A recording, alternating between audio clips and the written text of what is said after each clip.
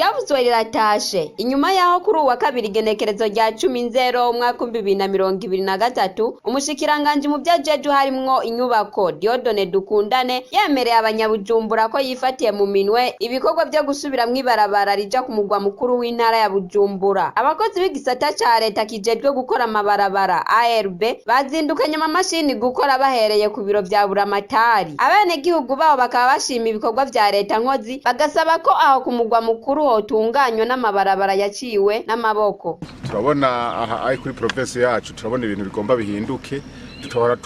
tutahora twizigiye tubona ariko turashimiye abategetsi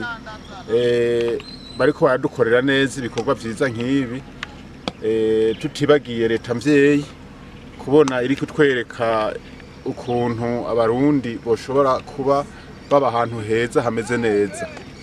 Ariko ikintu mbona twosaba kinini tubonye nk'izi mashini ziko ziza ngaha ahantu kuri province yacu tubona ko n'ahantu boshobora kugira kuhaviyabiliza kugira abantu bahubaka amazu ameze neza ngaha ari haviyabirizwe niho tubona ko umenga twoba tubaye ahantu heza cyane hameze neza.